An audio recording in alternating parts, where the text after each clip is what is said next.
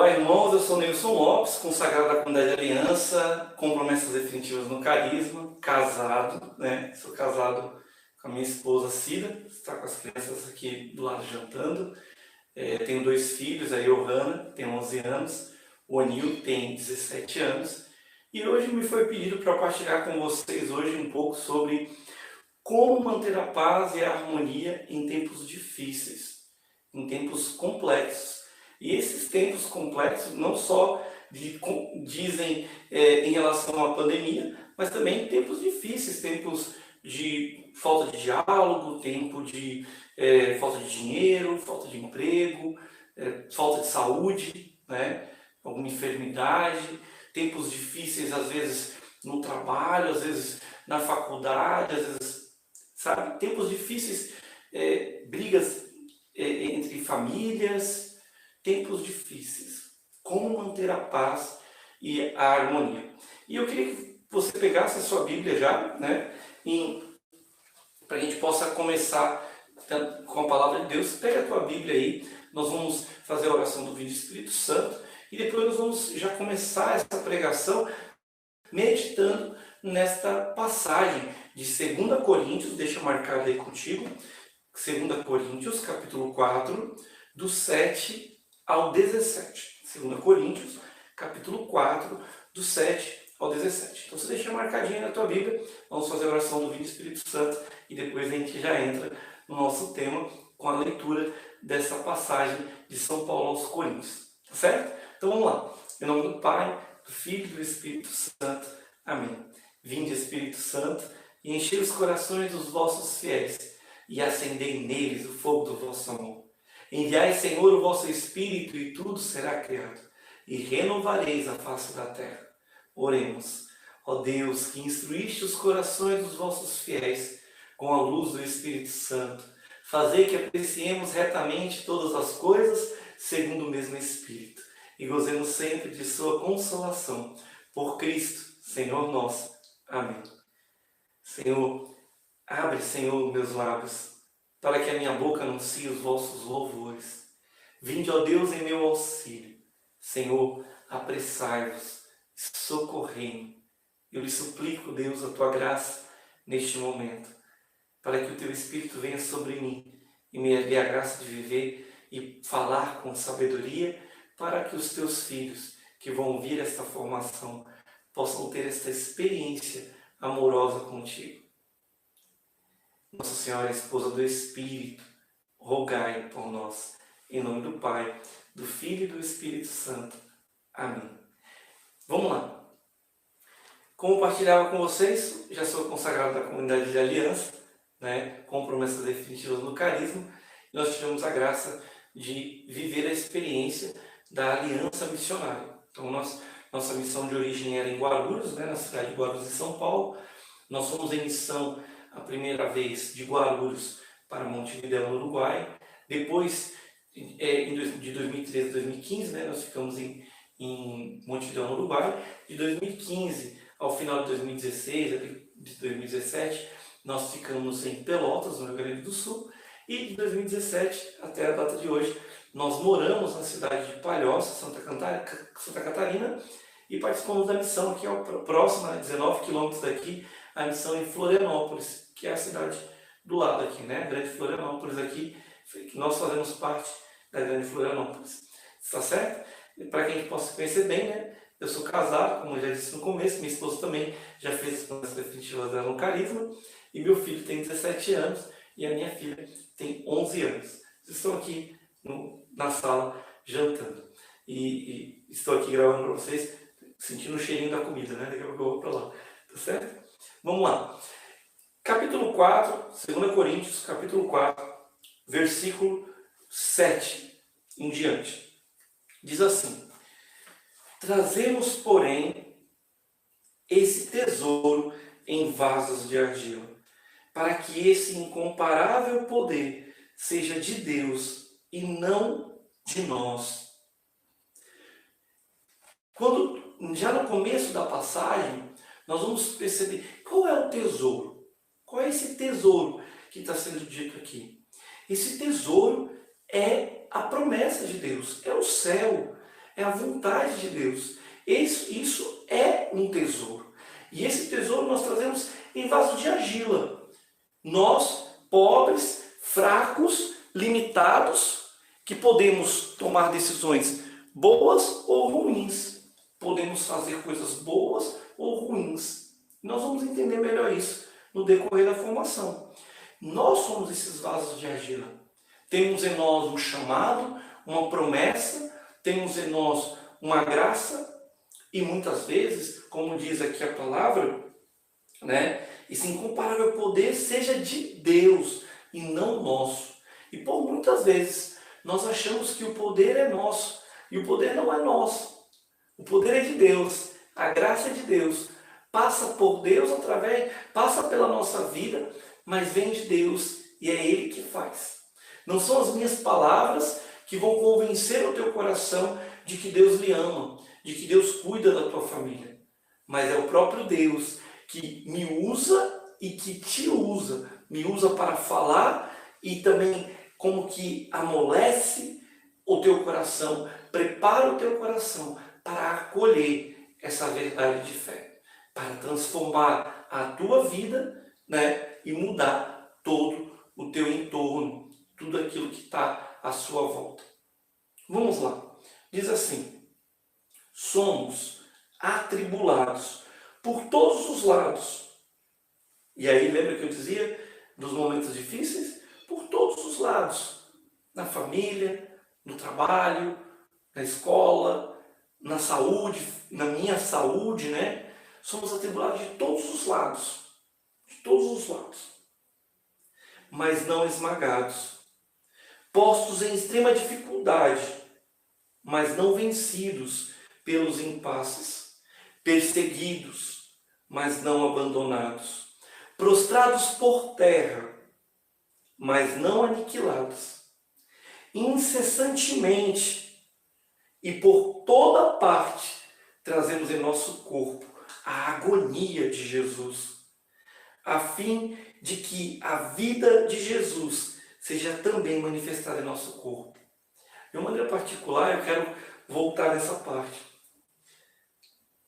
E por toda parte trazemos em nosso corpo a agonia de Jesus. Quais foram as agonias de Jesus?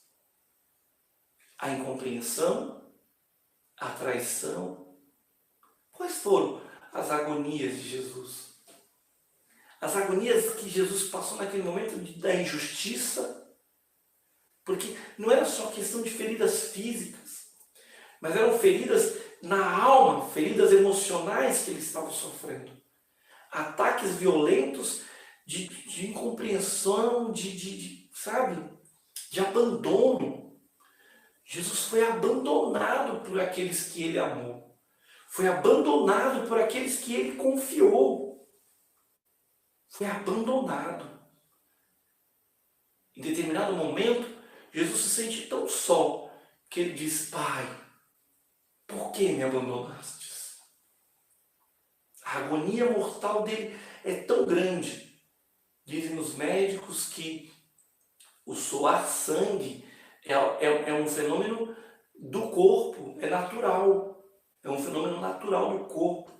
Quando a alma da pessoa passa por uma agonia muito profunda. Então ela começa a sair sangue dos poros. Que dor, que sofrimento Jesus passou. E diz a palavra de Deus, né, através de São Paulo: por toda parte trazemos em nosso corpo a agonia de Jesus, a fim de que a vida de Jesus seja manifestada em nosso corpo, nas nossas dores, nos nossos medos, nos nossos anseios. É em nós. E aprender de Deus esse movimento para com a família, né? Quantas vezes, como pai, como mãe, você não vai passar o sofrimento da incompreensão de um filho, da incompreensão de uma filha, o sofrimento de ver seu filho numa situação ali e você falar: eu não posso fazer nada, porque ele é livre. Continuemos, versículo 11. Com efeito, nós, embora vivamos, somos sempre entregues à morte por causa de Jesus, a fim de que também a vida de Jesus seja manifestada em nossa carne mortal.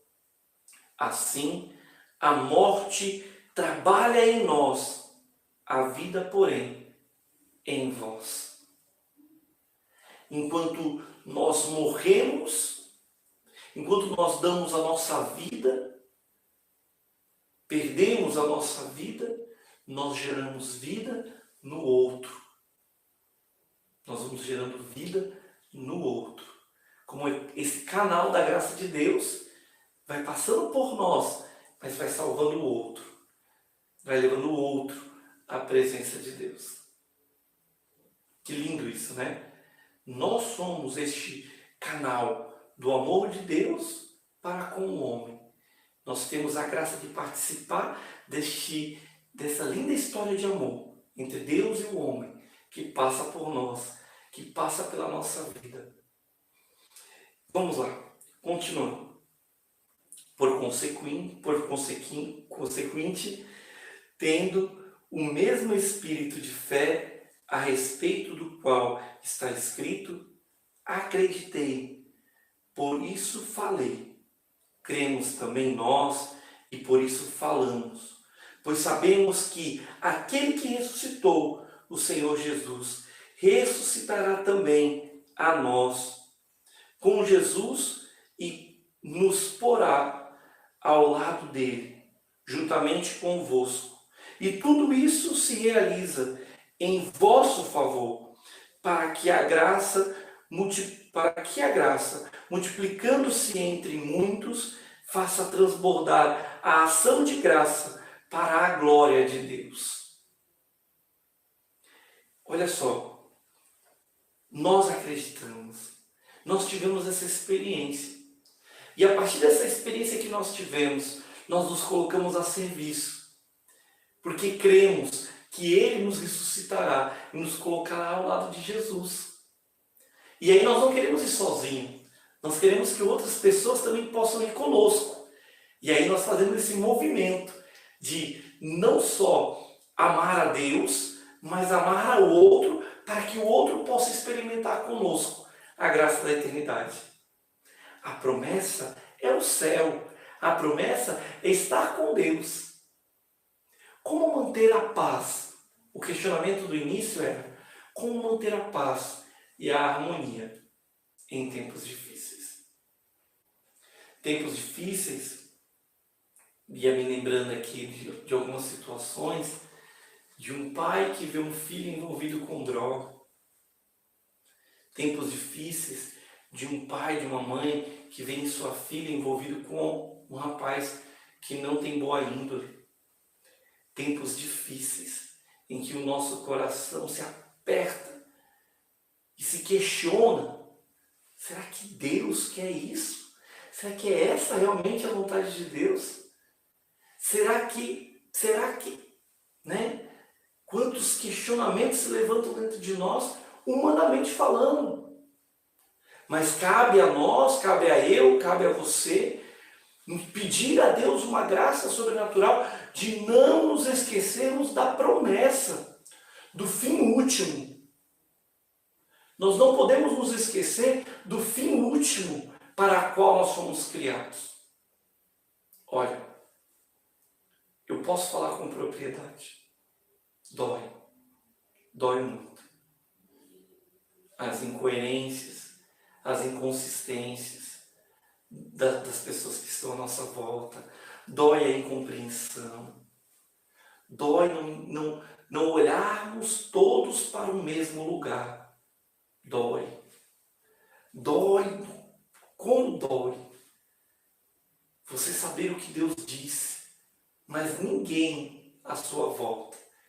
Os mais próximos, os mais queridos. Às vezes a própria esposa, às vezes o próprio esposo, às vezes o próprio filho, não compreender o mistério do amor de Deus. O mistério de um Deus que quer salvar todos nós. Dói. Eu não sei você como pai, Mas o meu coração, como pai, dói. Dói estar na missa, de olhar para o meu filho e ele não se levantar para a comunhão. Aí você fala, meu Deus, meu filho consciente de quem é Deus, consciente dos seus pecados, não levanta para a comunhão. Meu filho está em pecado mortal. Dói.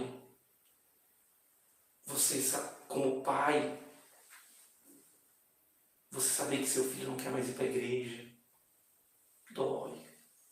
Eu sei que dói. E como manter a paz? Como manter a harmonia? Como conseguir dialogar em paz, sabendo que os teus estão se perdendo? Primeira coisa que eu quero dizer para você, na verdade já falei, né? Mas a primeira coisa é que você não pode esquecer da promessa. As pessoas entram, ficam nervosas e saem do controle porque elas esquecem a promessa. Esquecem o prometido. Esquecem quem prometeu. Quem prometeu é capaz de cumprir. Porque a promessa veio do Pai. Ela veio de Deus, o Todo-Poderoso, o Onipotente, o Onisciente, o Onipresente. Ele sabe de tudo. Deus sabe o que você está passando. Deus sabe as dores do teu coração. E Ele chora contigo. Ele chora comigo. Ele sofre comigo as dores das incompreensões. Irmãos, não é um privilégio seu e nem meu, não é um privilégio nosso. Olhemos para a história da igreja e veremos todos os santos foram incompreendidos. Todos os santos só foram ser aceitos e compreendidos depois de sua morte. Que foram entender, meu Deus, agora eu entendi o que ele dizia. E eu não estou dizendo que você vai morrer para te compreender. Pode, Deus queira, né, que você seja compreendido pelos seus antes. Mas talvez não. Talvez você só será compreendido quando você chegar no céu. Talvez os teus também compreendam quando chegar na situação que você chegou. Quando tiver a experiência que você teve com Deus. Paulo está dizendo aqui que eu não posso levar essa promessa para os outros se eu não estou firme nela. Eu preciso estar com o meu coração firme, embasado em quem é Deus. Eu, Neilson, não vou abandonar Deus. Mas Neilson, seu filho, eu não vou abandonar Deus. Mas esse sua filha, eu não vou abandonar Deus.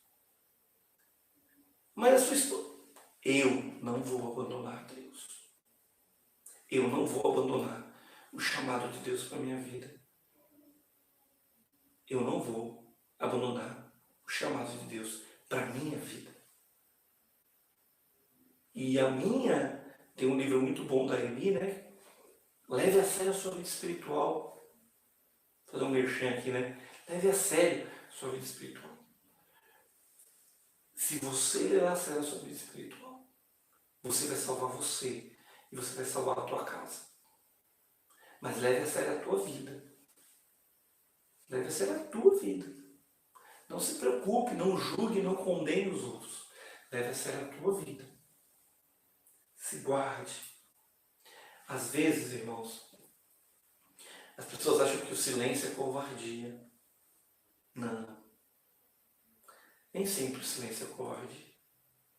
O silêncio, para aqueles que acreditam em Deus, é abandono, é confiança, é esperar em Deus, é não confiar nos homens, É não confiar, mesmo que esses homens sejam os mais próximos da tua casa.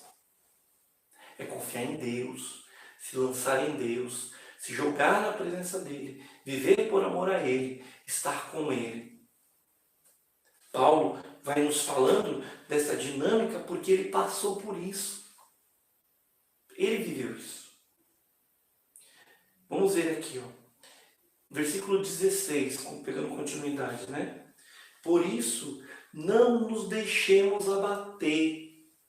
Pelo contrário, embora em nós o homem exterior vá caminhando para a sua ruína, o homem interior se renova dia a dia.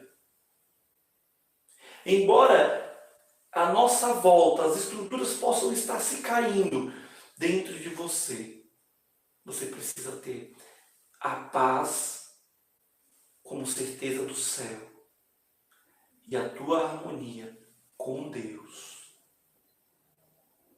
A primazia é Deus. Não faça politicagem na sua casa. Não finja que as coisas estão bem. A tua harmonia é com Deus. E sim, se você for necessário exortar, faça isso. Se for preciso corrigir, corrija. Corrija. Mas a sua harmonia deve ser com Deus. Não mendigue a vontade de Deus. Não menospreze a força e a ação e o poder de Deus. E vai dizendo, pois nossas tribulações momentâneas são leves em relação ao peso eterno de glória que elas nos preparam até o excesso. Não olhamos para as coisas que se veem, mas para as que não se veem. Pois o que se vê é transitório, mas o que não se vê é eterno. O que não se vê é eterno. Toda a dor, toda a tribulação, toda a incompreensão, toda a ferida, toda a mágoa, tudo aqui, não sou eu que estou dizendo, é São Paulo. Tudo aqui é transitório. Tudo aqui é temporal. Não é eterno. Não é eterno. Um dia, e você que já tem um pouco mais de idade, já perdeu seus pais, ou você que ainda tem seus pais vivos, mas sempre se lembra daquelas frases que eles diziam para você quando você era mais jovem, e que hoje você para e pensa e diz assim, nossa, meu pai tinha razão. Se eu tivesse ouvido meu pai quando eu era mais novo, se eu tivesse escutado meu pai, as coisas seriam diferentes hoje. Muitas vezes nós somos tidos como loucos, como ignorantes, como incompreensivos. Muitas vezes.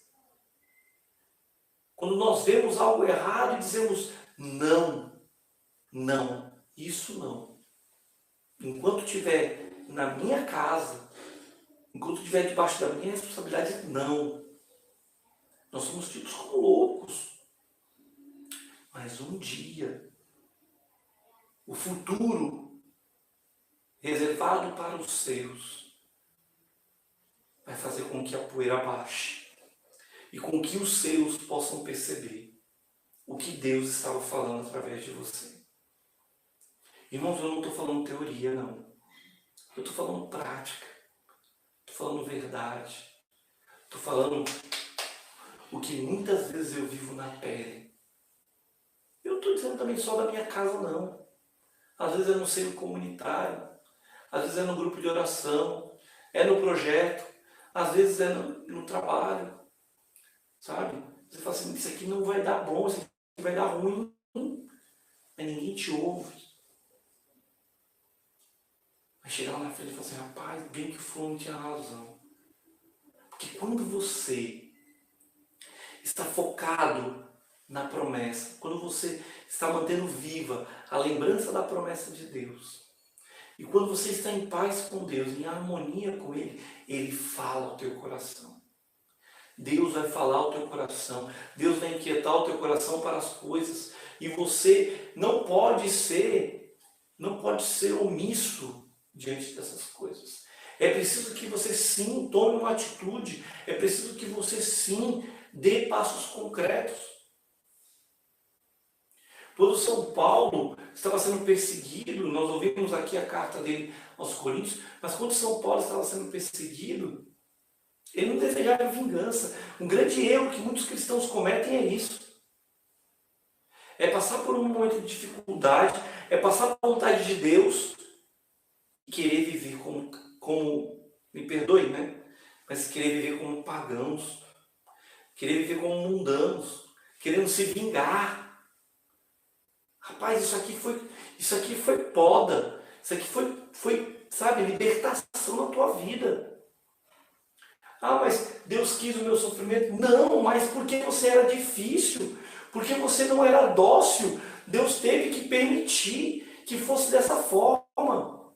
Porque a tua falta de docilidade, de ouvir a voz de Deus, Deus teve que permitir o castigo. Olha para a história do povo de Deus. Isso não é privilégio nosso.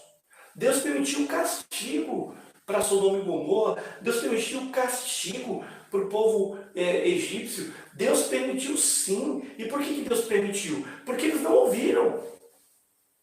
Se mandou lá o profeta, se mandou lá um homem de Deus, se mandou lá, sabe, um juiz, um rei, em tantas passagens, né? Estou pegando aqui geral, mas em tantas passagens, vai ver que Deus mandou tanta gente.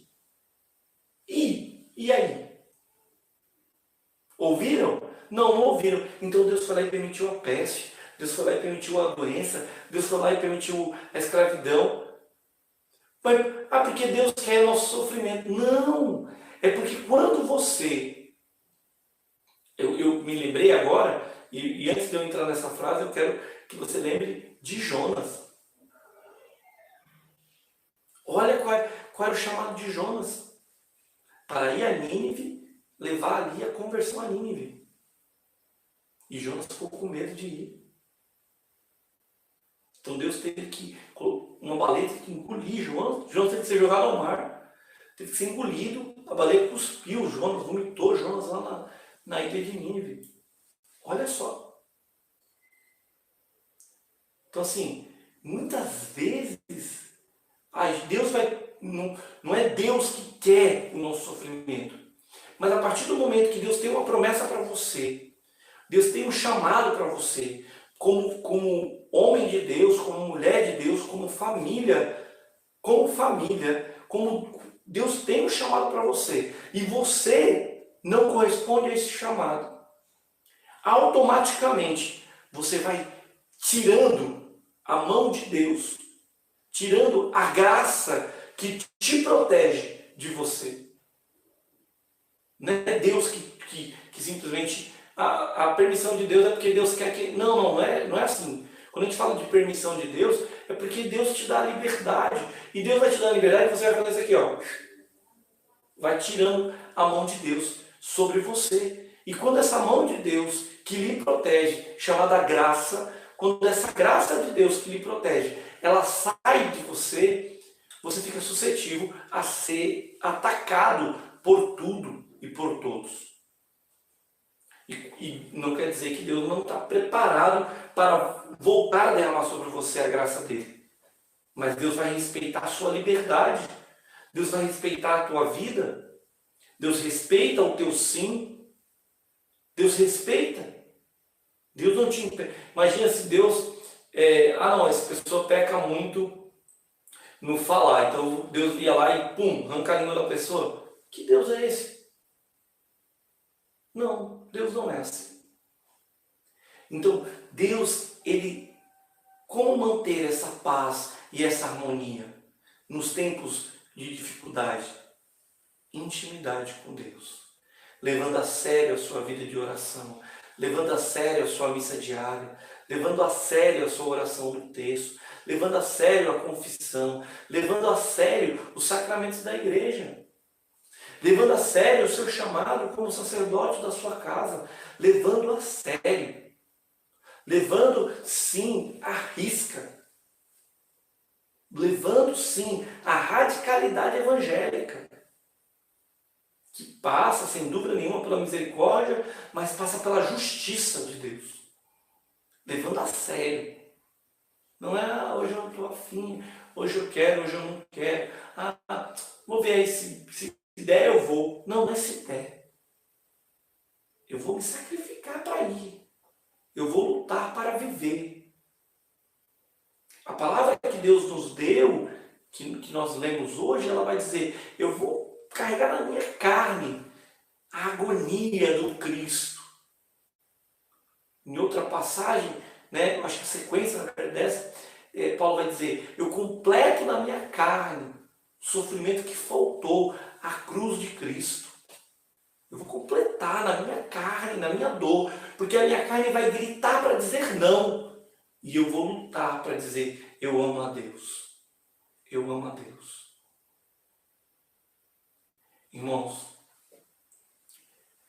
eu suplico a vocês, não mendigue o carisma, não mendigue a sua vida de oração. Eu participo da comunidade, eu estou na comunidade desde 2002. Eu vi muita coisa, eu vi muita gente entrar, muita gente sair, eu vi muita coisa, vi muita gente falar um monte de coisa. Porque a comunidade é isso, porque a comunidade é aquilo. Aí quando você pergunta, tá, e você? E você não é comunidade? Você não vive em unidade com o coração na obra, em unidade com o carisma? Os escritos da comunidade, meio que, eles são muito claros. Eles são muito claros. Eu vou mudar um pouquinho a ordem, na minha opinião, né, pessoal. Vou mudar aqui um pouquinho a ordem. Se eu viver com o coração na obra, em unidade com o carisma, Deus vai fazer em mim uma obra nova. Quando Deus fizer em mim essa obra nova, Deus vai me lançar. Essa obra nova que Deus quer fazer em mim se chama amor esponsal.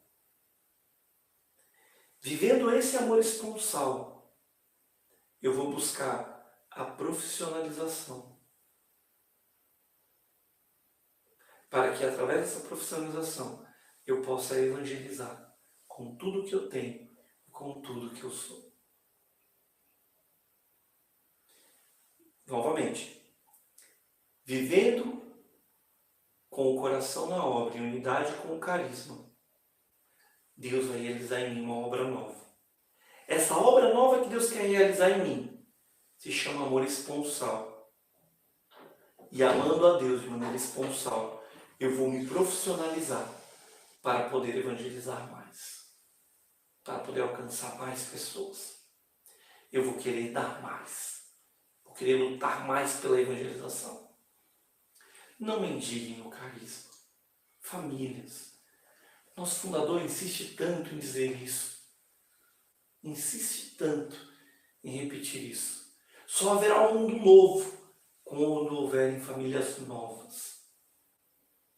E como haver uma família nova se essa família não for embebida, não for embasada no Evangelho, não for apaixonada por Deus, enamorada, né, por Deus, apaixonada?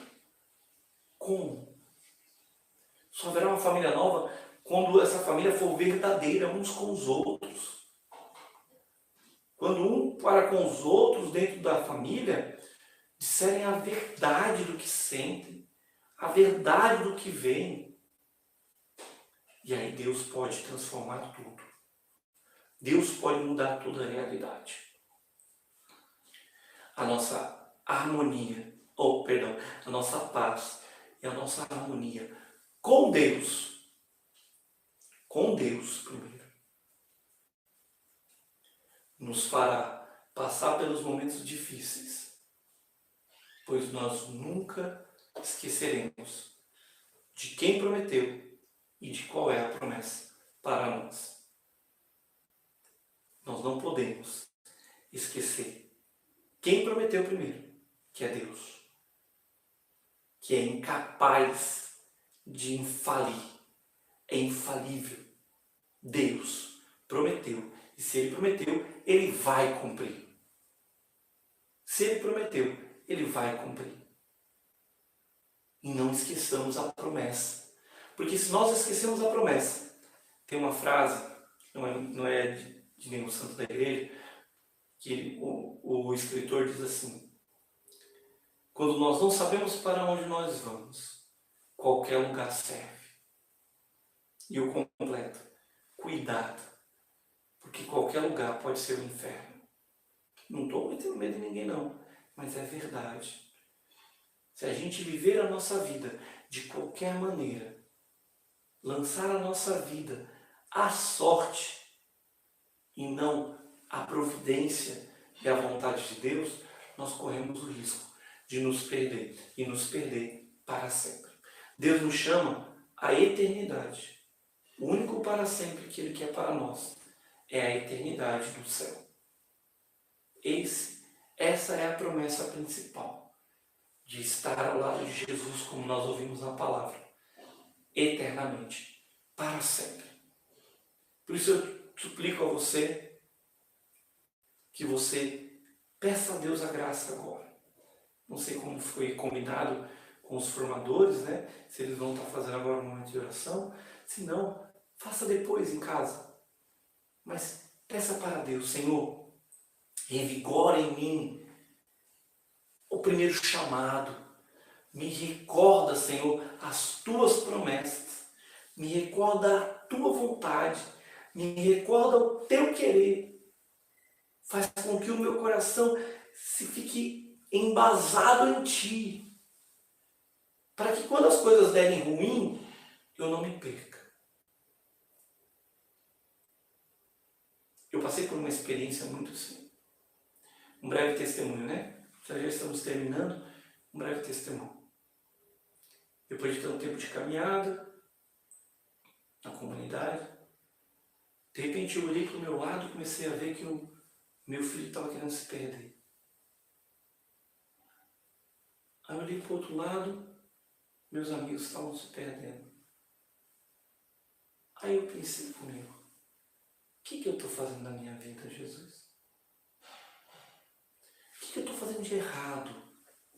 Por que isso está acontecendo? Por que as ovelhas do meu redil estão se perdendo? O que eu estou fazendo de errado? E sabe o que Deus veio falar para mim? Deus veio falar para mim: você não está fazendo nada de errado. Eles são livres. Meu filho é livre. As ovelhas são livres.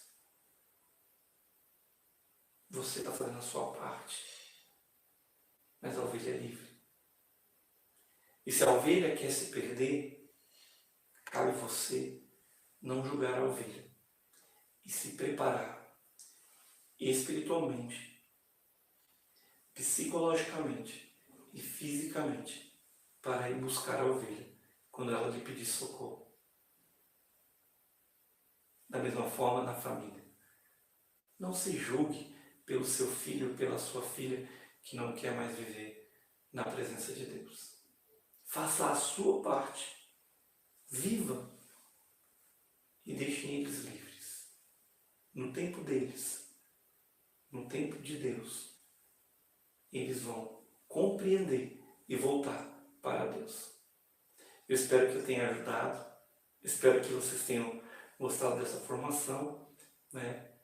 E desde já peço que vocês rezem por mim, rezem pela minha esposa, pelos meus filhos, rezem pela missão de Florianópolis, né? Rezem por nós, para que nós possamos continuar a propagar o Evangelho de Jesus aqui no sul do país. Rezem por nós, para que a gente continue firme nesse bom propósito de viver a vontade de Deus. Então, se você também quiser se inscrever no nosso canal no YouTube é Família Lopes, né? Você pode se inscrever no nosso canal. Lá tem uma série de vídeos, de 5 minutos cada vídeo, sobre castidade no matrimônio. Eu indico que você possa assistir, né? Tem uma série também sobre o seminário de vida no Espírito, sobre a missa, sobre o Pai Nosso. São vídeos curtos, de 3 a 5 minutos, sobre castidade no matrimônio. 18 vídeos de 5 minutos cada um, abordando tudo sobre castidade no matrimônio. O que pode, o que não pode. Aquilo que você tinha vergonha de perguntar, eu respondi lá no vídeo, tá bom? Se inscreva no nosso canal, nos acompanhe aí pelas redes sociais e fiquem com Deus. Não se esqueça, o mundo de hoje precisa de santos. E você